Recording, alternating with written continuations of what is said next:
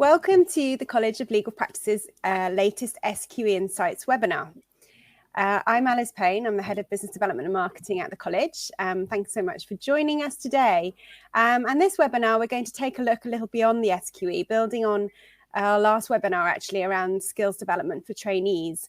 We're going to look at a particular area where we're really excited to be collaborating with the O-shaped lawyer. And we're really pleased to have Dan Kane with us, who's the founder of the O-shaped lawyer. Welcome, Dan. Hi. And also we have Jane with us, who's our head of curriculum, who will be talking through the training opportunities that we have with the O-shaped lawyer here at the College of Legal Practice. So we have a chat bar on the right-hand side. Feel free to pop any questions in for the speakers. And we'll also have a session at the end where we can pop over and answer any individual questions should you wish. The webinar should take a maximum of an hour, and that includes lots of time for questions. So I'm just going to share some slides now, and then we will introduce the first session. Here we go. So just looking at what we're going to cover today, we're going to look firstly at the O-shaped lawyer, and Dan's going to take us through the different aspects of that and what that means, looking at some of these attributes, and also share just a little bit with us about what's happening in the O-shaped lawyer space. Then we're going to think a little bit about how O-shaped lawyers could benefit your organisation and the timing around the SQE and the opportunities available to you.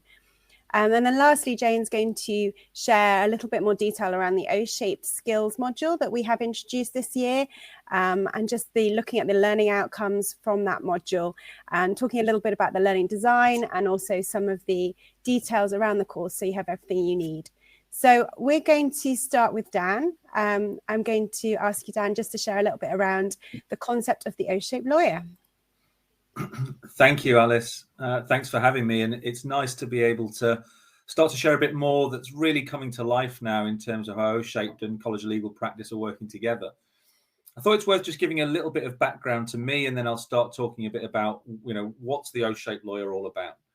So I am now exclusively focused on pushing forward the O-shaped lawyer, which has gained a lot of momentum over the last few years. And I've spent until Easter 7 or 8 years as general counsel at Network Rail, really focused on how to build a high-performing team that could best service the end user in our business. Before that, in private practice, I'd spent 7 or 8 years and qualified and trained at Decker. And I think my experience both in-house for 15 years, as well as private practice, and as well as over the last few years, really starting to try and understand the legal market as best as possible, has led me to the point now where I've been able to focus exclusively on driving the O-shaped lawyer forward. So taking you back a couple of years and where this all came from, as a leader of about 25 lawyers as the general counsel at the regions team at Network Rail, I regularly recruited people. And as part of that recruitment process, I often wanted to identify attitude over skill. So I wanted to identify people who would come into our business and be able to take that business forward. So that meant much more than just the technical knowledge of the law. I wanted people who were capable of being able to build relationships with people in our business and then be able to demonstrate a breadth of different skills and capabilities that would allow us as a legal team to demonstrate that we were really part of that business objectives and strategy, and we could take it forward and be successful as a team with the business, not as a separate legal function that was only called upon when the business had moments of distress or panic.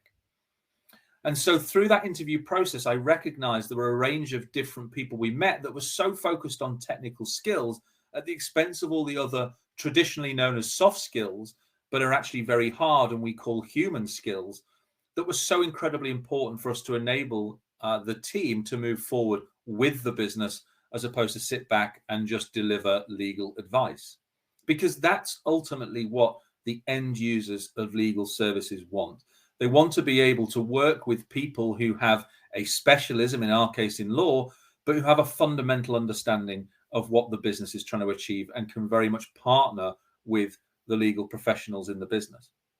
I struggled to find people, was the bottom line, people who were able to demonstrate that they either had the skills or felt comfortable to share those skills in an interview setting. And my group general counsel, my boss at the time, said, what you want is someone well-rounded, Dan. And I said, you're right, we need someone who is O-shaped. And that's where it came from. And I started to think about, well, what does an O-shaped lawyer look like, feel like, the skills they have? And it came up with these 5 O's, the 5 O's, which represent the mindset of an O-shaped lawyer. And those 5 O's really reflected lots of the things that I had seen the opposite of in my years of practice. So, for example, open, and this is open-minded, the idea of being able to work in different ways with new approaches, with new people and different perspectives, very much a diverse way of working, cognitive diversity as much as it is more broadly around the diversity agenda we're much more familiar with. So how can we create that environment where people are open to new ways of working? I wanted people who were able to look out for, find, and then take advantage of opportunities that came their way, the second O there of opportunity. Thirdly, I wanted to try and bust this myth that lawyers couldn't be creative and original in their thinking, that they couldn't be innovative in how they work. And I wanted to find people that would use all of their brain power rather than just simply focus on the technical. Let's see how creative people can be.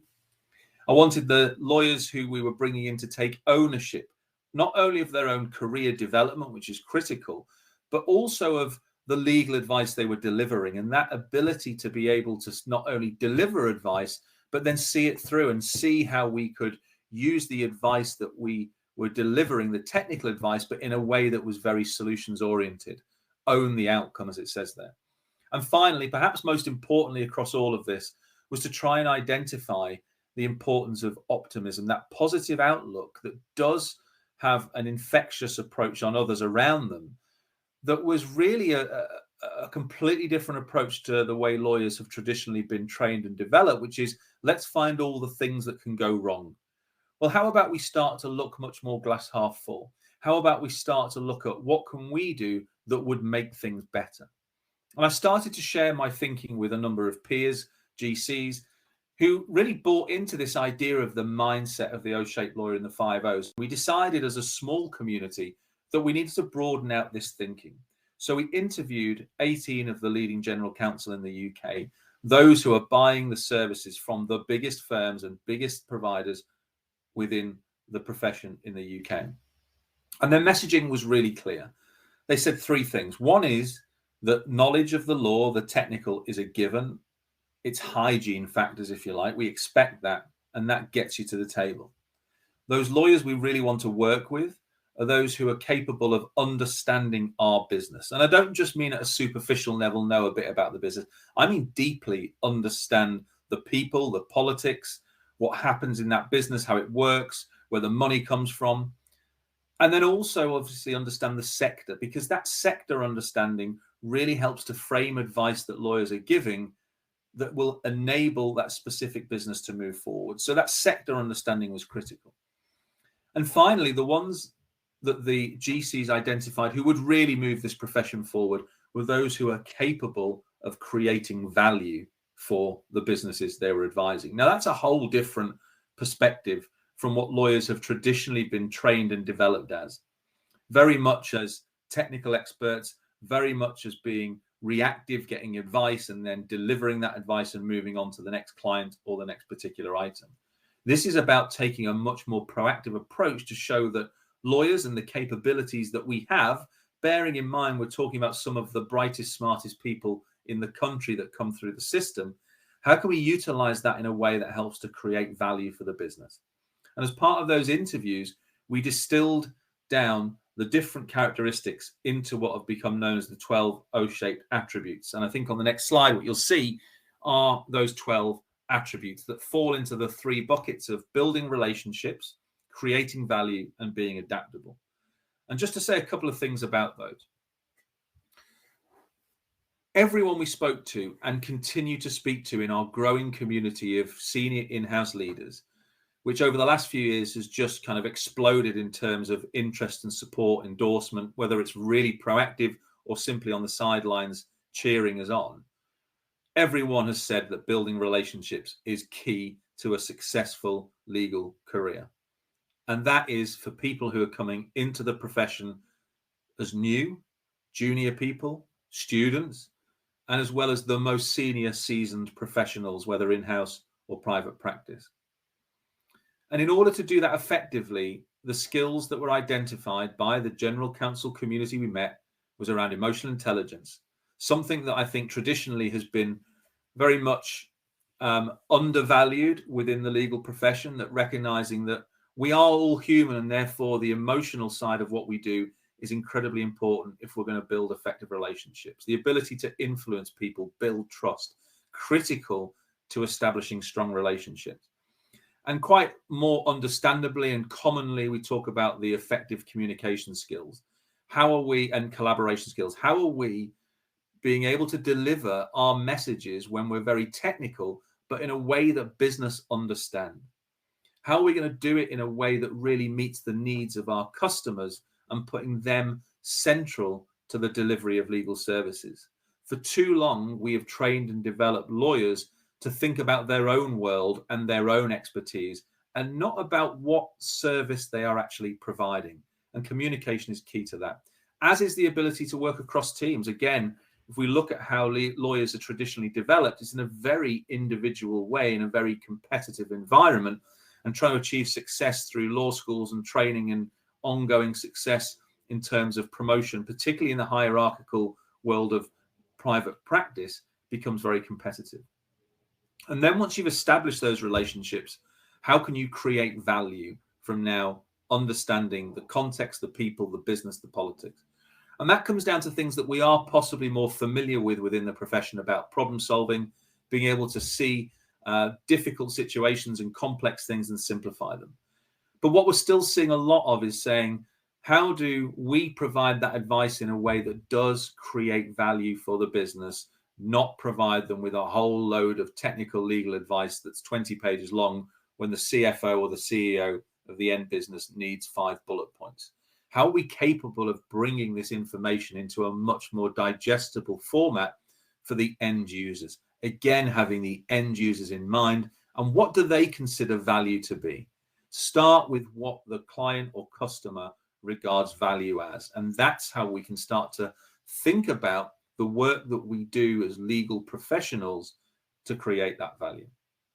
And finally, we're in a world that is inordinately complex and fast-paced now. People may have heard of the acronym of VUCA: volatile, uncertain, complex, and ambiguous.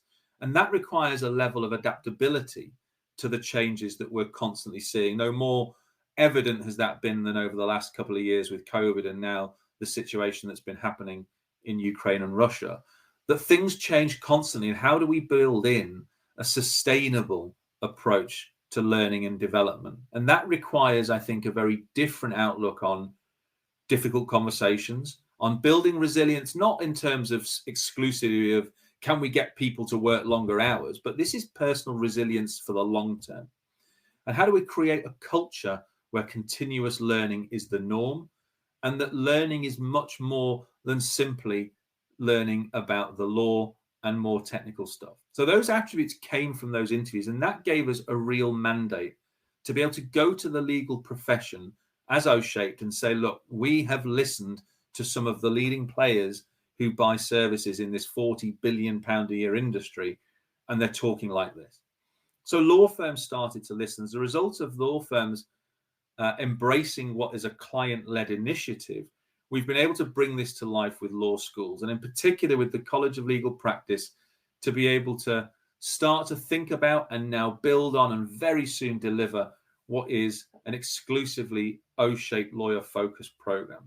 Now, 3 years or 3.5 years ago, when this all started, the idea of being able to create a program that would have master's level credit purely focused on the O-shaped client voice of what the profession is about would have been a pipe dream. And I think because of the openness, again, a great O, the originality, the ownership, all of the great 5 O's that College of Legal Practice have shown, we've been able to now move forward with what has been, I think, really just an aspiration a few years ago into what is real.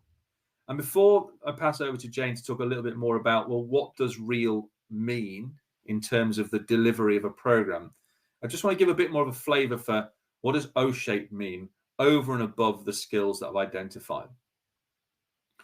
I'm going to start again with the client community, the corporates that are really starting to endorse, whether proactively or from the sidelines, the work of O-shape. Now, why is it that they are showing such passion for this? Well, the reason is because O-shape is all about putting people at the heart of the legal profession, humanizing the legal profession, being able to recognize that we can be both technical experts as well as being people who can be kind and care and compassionate. And what we're talking about really is developing a leadership model of the future where we do create and deliver and develop and reward behaviors that demonstrate leadership capability. That it's not simply about saying, how many hours did I bill? How much money did I bring in? It's about saying, how did I do it? What are the behaviors that I am showing that have enabled me to be brilliant at what I do? And we want those things to be valued. Now, clients want those things to be valued for two reasons, predominantly. One is because it's the right thing to do. And in the world where ESG is top of the agenda, the environmental, social, and governance approach is top of the agenda for general counsel and their teams. Working with law firms who demonstrate the right behaviors and do things the right way is critical. And secondly, I think what they understand also is that if they're working with lawyers who are trained and developed in a broader set of skills, who are shown how to be vulnerable, have courage, have difficult conversations, give and receive feedback, who recognize that emotional intelligence plays a part in building effective relationships, they're going to enjoy and want to work with those people, because those kind of things create a healthy, engaged, motivated, and high-performing environment. And why wouldn't clients want to work with law firms that are capable of building that culture within their firms? Now, ultimately, for law firms who see the benefit in that, is that clients are saying that that means a lot to them, and therefore there's an increased likelihood that they would want to work with those firms, and the firms, of course, would benefit from the additional revenue.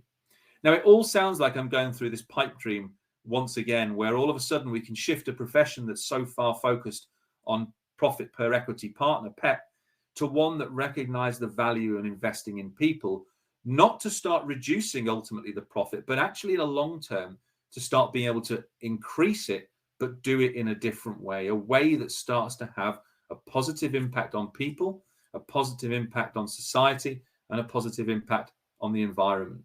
All of those things are possible, but the heart of it, O-shape says, is the development that we give our early years lawyers and the ability to continue that development throughout their careers.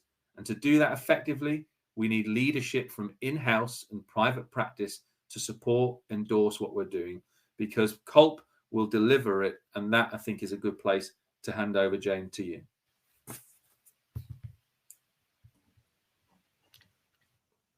Lovely. Thanks, Dan. Thank you very much. Okay, so I'll take you through what this looks like in terms of teaching and the module.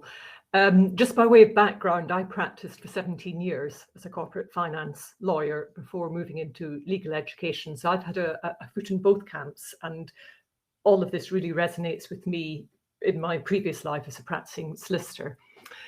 So in terms of the opportunity here, have a think about the old framework and the LPC. I mean, it's old, we're in the transition period, so it still exists, but it was very clunk click. You did your studies and then you moved on to your training in most cases.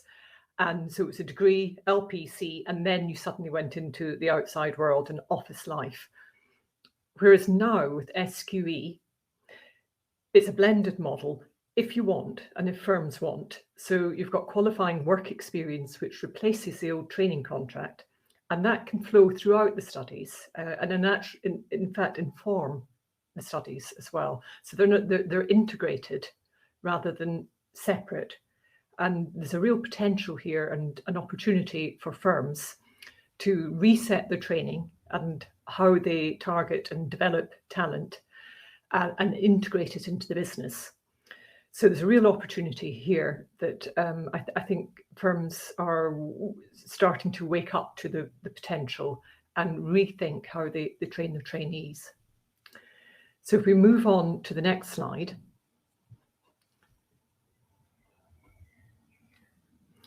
So in terms of the O-shaped skills module, as Dan's already alluded to, it's been designed in collaboration with senior in-house leaders and GCs so that it captures all the human skills that we think, that we know lawyers need in order to be effective and client-focused. And GCs are really well placed and well informed because they've got a foot in both camps to be able to tell us what's needed. So they've been very involved with the design of this course and also play a part in the media, which I'll come on to in a moment. It's master's level, so it's level 7. So this isn't just a course where students can be passive and just sit back and be trained, possibly. Here they have to engage. One of the criteria for a master's course is that they can critically analyse and evaluate the subject matter, and not just the subject matter, but their own behaviours and how it relates to the subject matter. And again, I'll talk about this a little bit more in a moment. So it's not passive. The modules very much requires the student to engage. On top of it, it doesn't, that said, it is a standalone module. So if someone chose to take only it, they can. It doesn't have to be part of a master's programme. They could just choose to do SQE 1, SQE 2 and this. It's worth reminding listeners that the LPC included electives, and those are now missing from SQE 1 and SQE 2. So firms, again, are starting to focus on this and putting students onto courses that include electives as well to top up that knowledge that's missing from SQE 1. So part of the course is reflection. It's a key part of this module, and it's a really useful tool for students to develop, not just in terms of the O-shaped skills, but elsewhere in their practice and working lives. It already forms part of personal development reviews, and it's just a really good skill to be able to take forward. And in particular, a reflective practitioner uses reflection in 2 ways, and this is built into the course. They'll reflect on action after a particular experience, to think back on what happened and its impact on how they practice their profession. And they'll also reflect when they're in action. They'll draw on the experience they've already got, what they've already reflected on, and bring it to bear in trying to solve current problems in the practice, whether it's with clients, colleagues, management, leadership. But this reflection has been proven again and again as the way to develop, not just in your study years, but throughout your working life. Reflection can be uncomfortable, and it requires practice. And on this course, it is the form of assessment. And I'll pick that up again when we move on to the nuts and bolts of the module. But one key thing is it's not the ability we're assessing here. It's the ability to reflect and evaluate on your behaviour, because only through doing that will solicitors learn and grow. From a firm's perspective, developing these skills is an investment in talent, and developing that talent, not just at a small point in time, but throughout the time they're with the firm. If we move on to the next slide.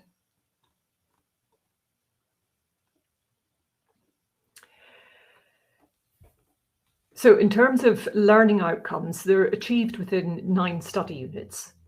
And within these units, all the students receive individual supervision from practitioners with a particular interest in these human skills. And the spotlight will be on each student to examine and reflect on the meaning of the O-shaped skills in the context of their own practice. And it's really important that they think like a client, and this runs throughout the whole module. And I think you'll have picked that up already from what Dan said, that in other words, understanding the challenges a client faces depends on good human skills and developing that business acumen. So there Learning outcomes, they focus on relationships, and these are looked at across a number of units, including navigating the professional workplace. So it's very much focusing on the workplace. Some of these skills are transferable all of them arguably are transferable outside the workplace, but the module's focusing on, and the context is the workplace. And the importance of the behaviours to build relationships in a practical context. Another unit focuses solely on personal branding, which draws on the ability to build relationships, being adaptable, creating value. These are all the attributes that Dan's already mentioned. So the focus of the module is not just on behaviours that directly affect the firm or the clients, but also in the individual's behaviours. But of course, things like personal branding indirectly affect the firm.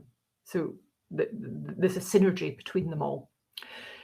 Developing leadership skills is important, and it has its own unit and encourages reflection on leadership skills and evaluating contemporary leadership concepts.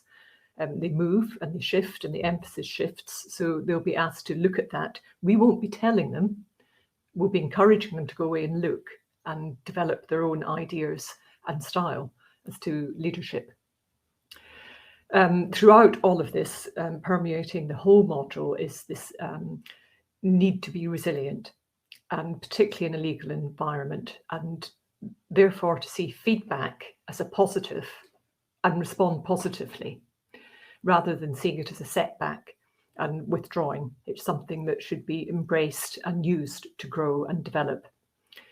Effective verbal and written, written communication skills identify what is appropriate, and knowing when and how, and knowing your audience, really, whether it's a client, a manager, or another team member. And even with clients, how you deal with them and how you communicate them will vary hugely depending on which client, which of course requires emotional intelligence. Another unit looks exclusively at good client service and effective relationships. And in this unit, they'll be asked to provide an analysis and an evaluation of important legal obligations, commercial and financial commitments in the context of a client entering into a franchise agreement. And it needs to be client focused and determined by relevance and importance. So it's not just a question of the student trotting out sticking to the black letter law where they feel safe and comfortable. And as Dan's already mentioned, that's a given, that students have the technical knowledge. That's a given by clients. It's all being able to write something and advise that's relevant, focused, and can pull out the facts that are really important to client into the foreground and push other ones into the background. And all of this requires these O-shaped attributes. So it's all very practical. This module really focuses on the attributes in a legal context.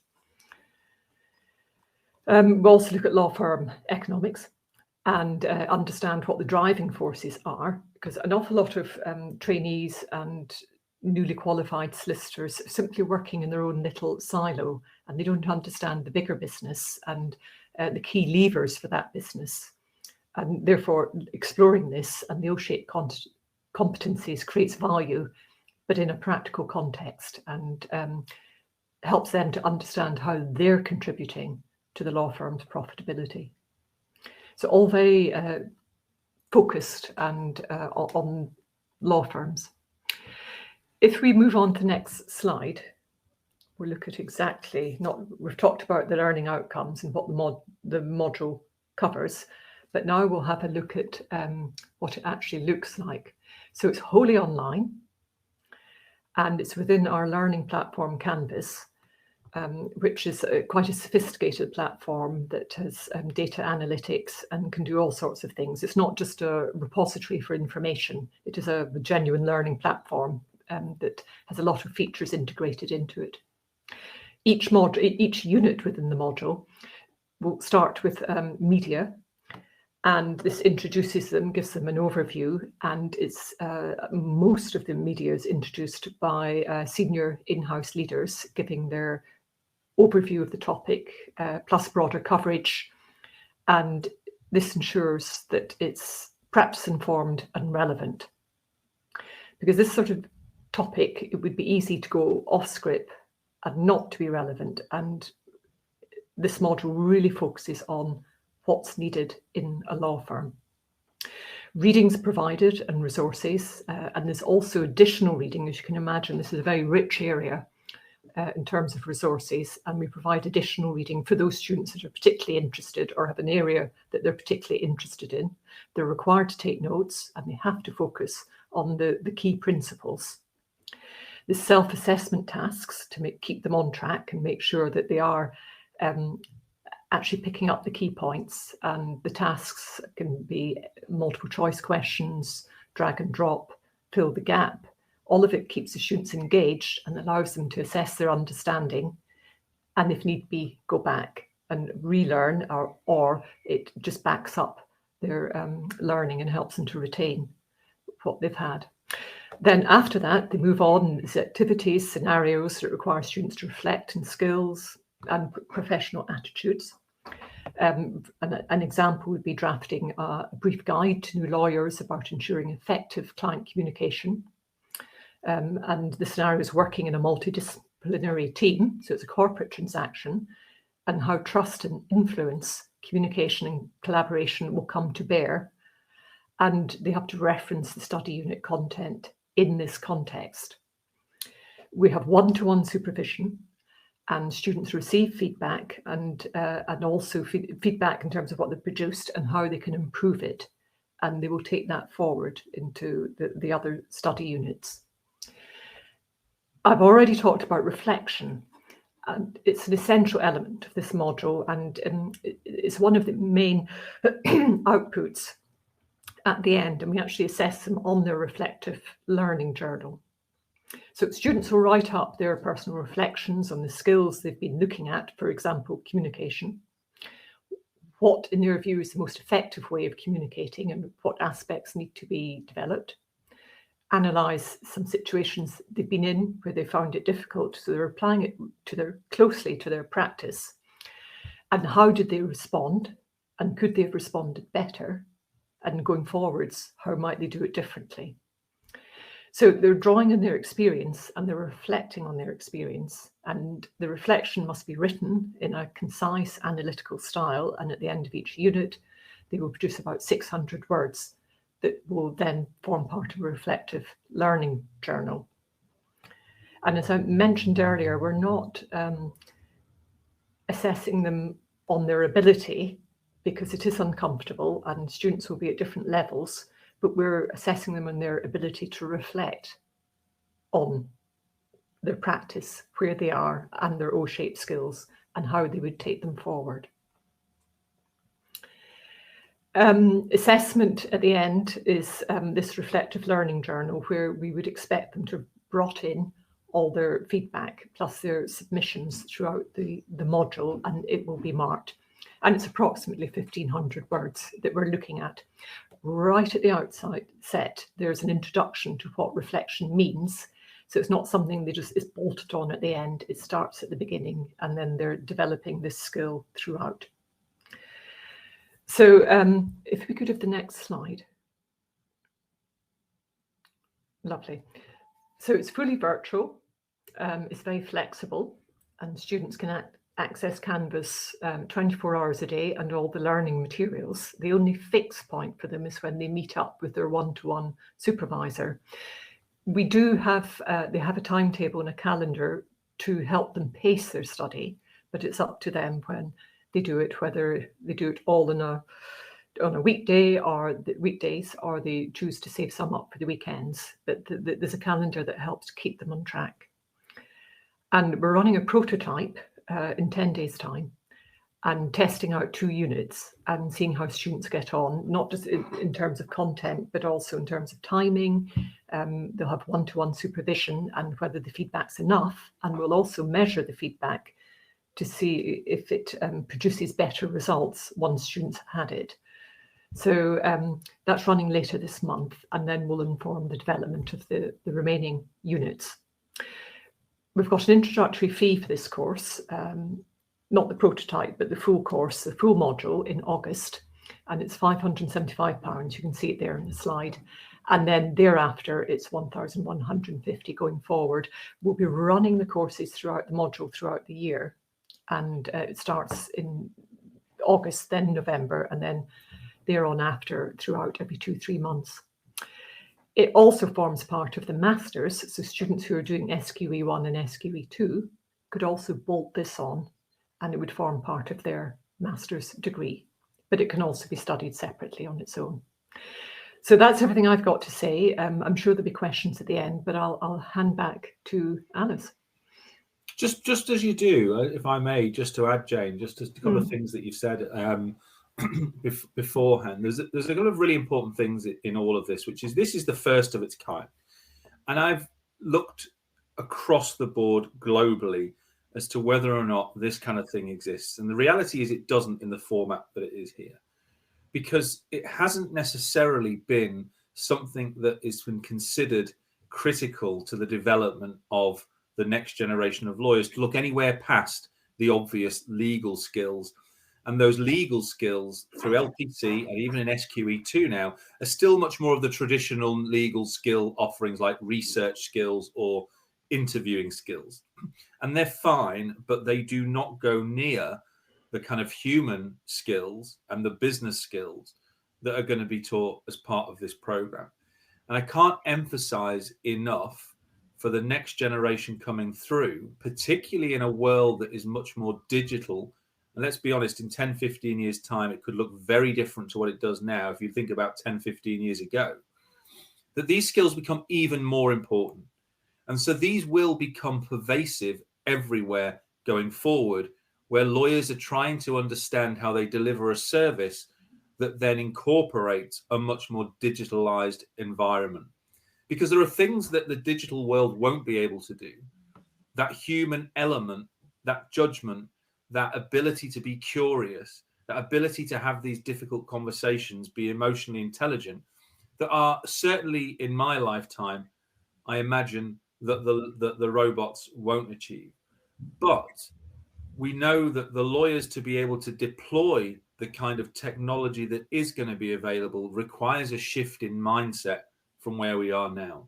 How do you create that shift in mindset that has to come at the outset of people's legal education and their career?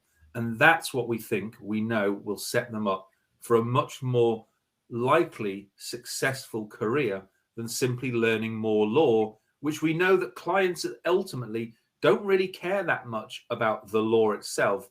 They want people that can help them understand them and ultimately create value for them. And that is exactly what this program is designed to achieve.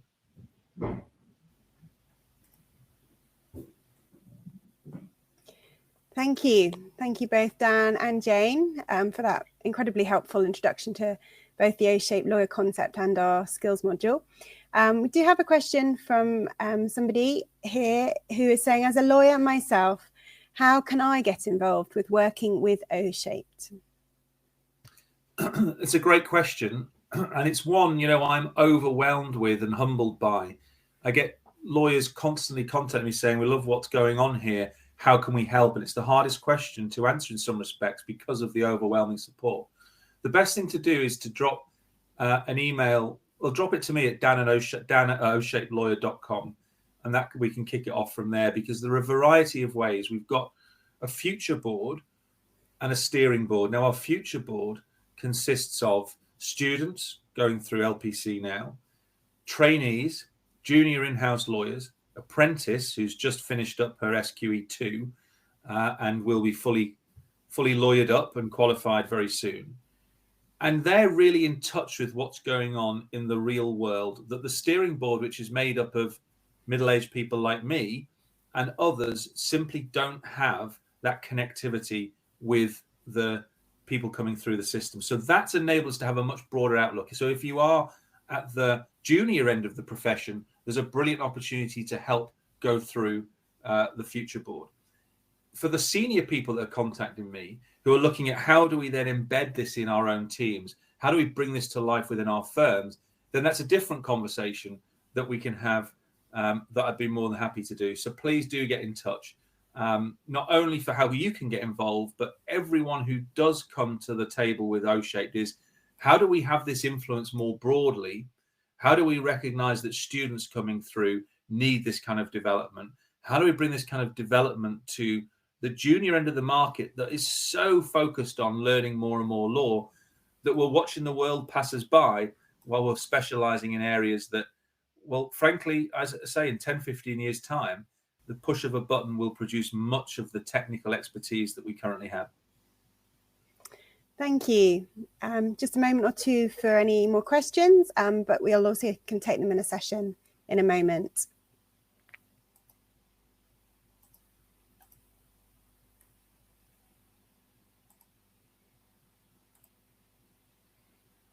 Just one other thing to add, if people are wanting to learn more, by the way, about O-Shape, we've got our LinkedIn group, the O-Shape Lawyer LinkedIn group. There's lots of conversation there about leadership, about development, about the culture of the legal profession, whether that's well-being, whether that's diversity, ESG, and those agendas that are critical at the moment, talent retention, salary wars, all those things that are really starting to play a huge part that have to come into our early thinking, because that's the hot topics that GCs are talking about with their law firms now.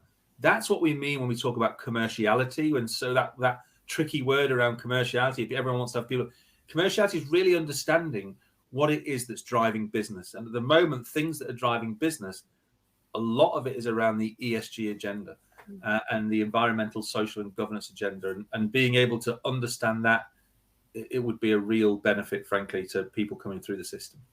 Yeah, thank you. So just to wrap up, really, the O-Shape Skills courses, and we have our first one is running in August, as Jane has mentioned. All the details are on our website. There's also some more information and a video or two of Dan and Jane thinking and talking about the concepts and the course. I will send this to you afterwards as well. There's a link to the O-Shape Lawyer website and the LinkedIn group. And our next Insights webinar will be looking more at QWE and how you can use the opportunity of qualifying work experience to develop and retain your talent. That was something that has been requested, actually, and I think a lot of firms are looking at it and thinking about it. There really is an opportunity for you. So that's in July, and I will send you the link after this as well. So I'd like to say thank you to you all for watching us, to listening. Thank you to Dan, thank you to Jane. We now have a session open on the left. Feel free to pop in and have a quick chat with us if you fancy it. Ask any questions in particular. We'll be there for a few minutes longer. So thank you so much, and we look forward to seeing you at the next webinar.